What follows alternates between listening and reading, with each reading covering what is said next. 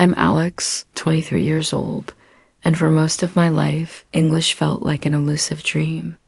I remember sitting in my high school classroom, heart pounding, as my teacher called on me to answer a simple question. What did you do over the weekend? My palms were sweaty, my voice barely a whisper. All I could think was, what if I mess up? What if they laugh? That day, something inside me shifted. I vowed never to feel that helpless again, at first. I tried the usual methods, memorizing lists of words, drilling grammar exercises, repeating tongue twisters until my tongue felt numb.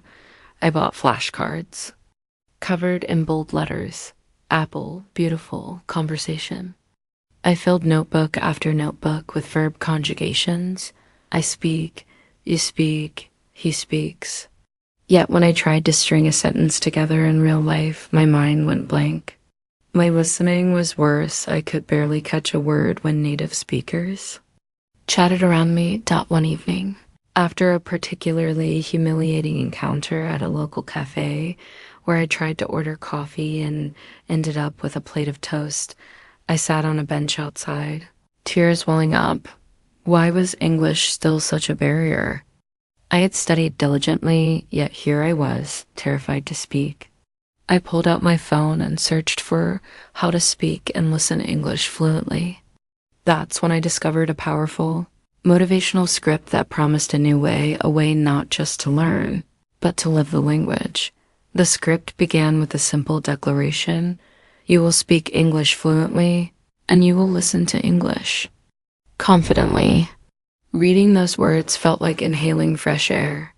Instead of chasing perfection, it urged me to embrace progress.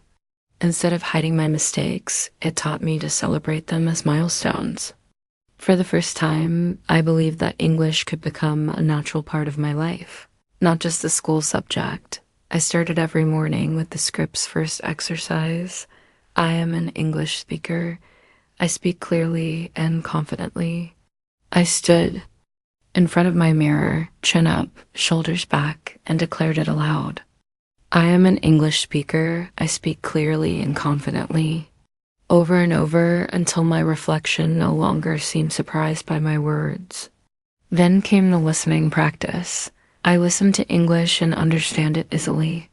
I played short audio, clips, news snippets, song lyrics, movie dialogues, and repeated that affirmation while following along with the text. By day 3, I noticed something curious. The words on the page began to turn into sounds, and the sounds began to form meanings.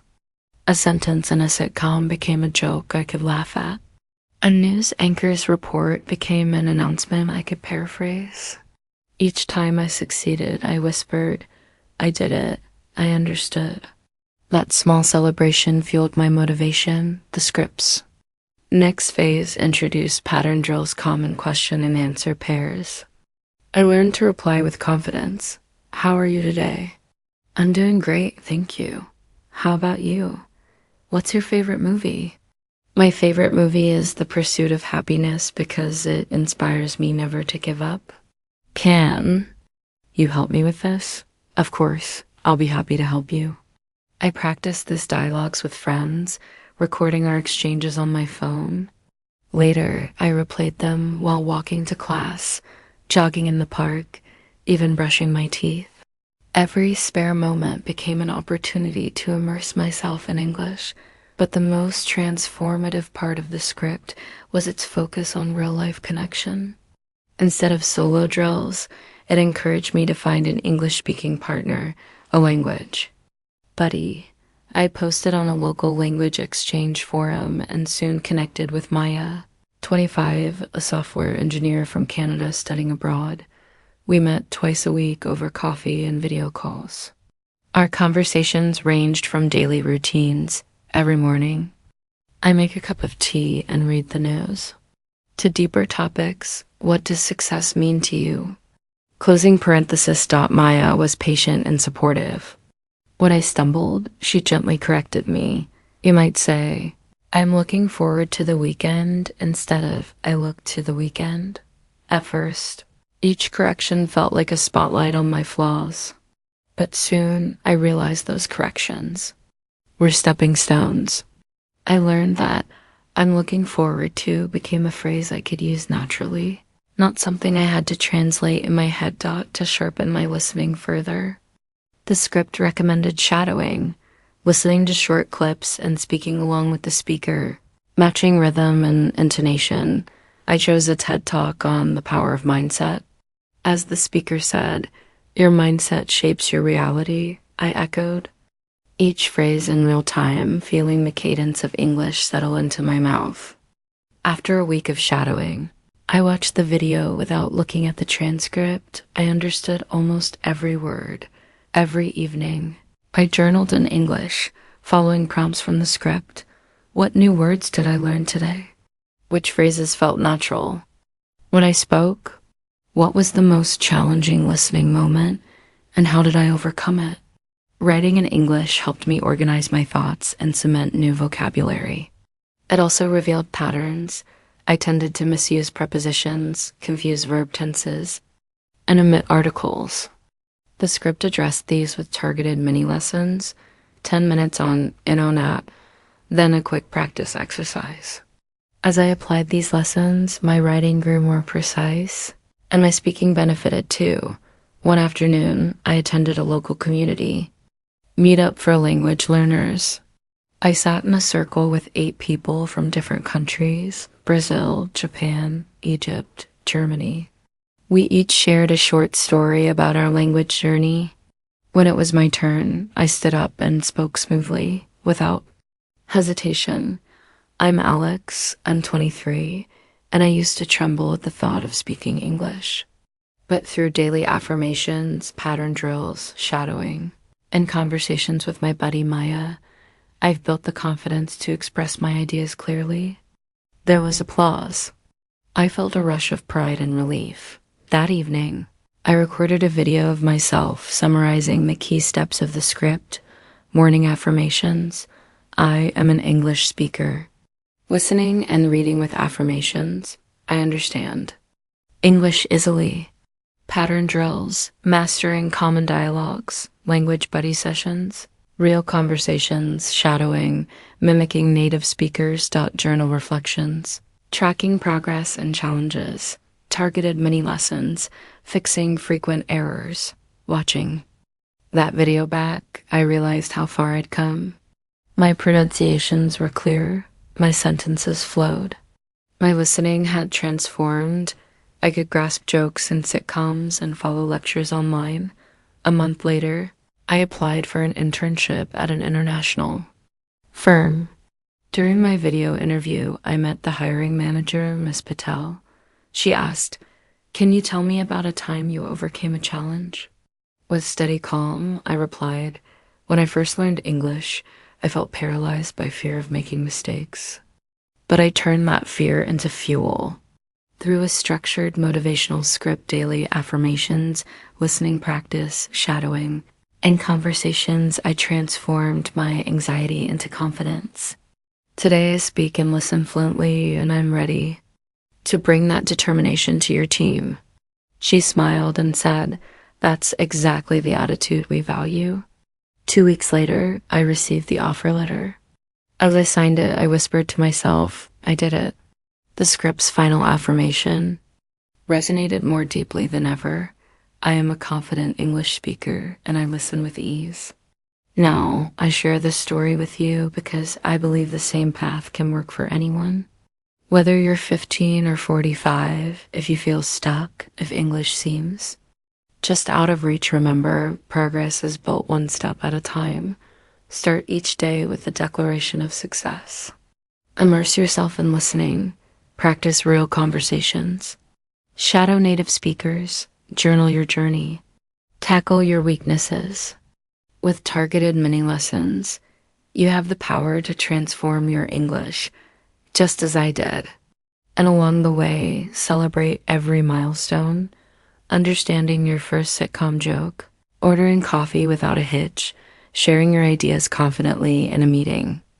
Each moment is proof that you're growing. If you're ready to take control of your English learning, I invite you to follow this script. Practice it relentlessly. Adapt it to your schedule. And never underestimate the power of believing in yourself. After joining the team, the real test began. On my very first assignment, I was paired with a senior colleague from the US, Jason, to draft an email proposal for a new client. Despite all my preparation, my heart raced as I stared at the blank screen. Every sentence felt weighed down by uncertainty. Was my tone too formal? Too casual? Would my idioms be appropriate? I took a deep breath and remembered the script's core principle: embrace mistakes as stepping stones. I wrote a draft, deliberately focusing on clarity rather than perfection. I chose simple, direct language. Hello, Maria. Thank you for considering our services. I am excited to work with you on your upcoming project. Please find attached our initial proposal document and let me know if you have any questions. Best regards, Alex. With a click, I sent it to Jason for feedback. He replied with a meower. Great start, Alex. Just a couple of tweaks. Consider replacing excited with pleased for a more professional tone. And perhaps add a line inviting Maria to a quick call to discuss next steps. Instead of feeling deflated, I felt energized. I revised the email, incorporated his suggestions, and sent the final version. The client responded within a day. Thank you, Alex. This is very clear and helpful. I'd love to schedule a brief call on Thursday at 3 p.m. EST. That small victory was electrifying. I realized that real-world communication was not about flawless English. It was about connection, clarity, and confidence. Over the next few weeks, my routine solidified. Each morning before work, I spent 10 minutes shadowing a short business news clip mimicking the anchor's pace and intonation. During lunch breaks, I practiced pattern drills with a coworker, learning Spanish, teaching each other our target languages. In the evenings, I journaled my challenges. I discovered that I often hesitated when switching between tenses and longer emails. To fix it, I set aside 15 minutes for mini lessons on past perfect versus simple past. Then came the team's quarterly presentation, a live, all-hands meeting with senior leadership. I volunteered to co-present our department's progress report alongside Jason. My palms sweated as we stood before the screen of colleagues and executives, including the CEO. Jason started with the overview, charts, metrics, projections. When it was my turn, I clicked to my slides on client feedback and next steps. Over the last quarter, I began, voice steady though my heart pounded. We've onboarded 5 new clients, increasing our regional revenue by 12%.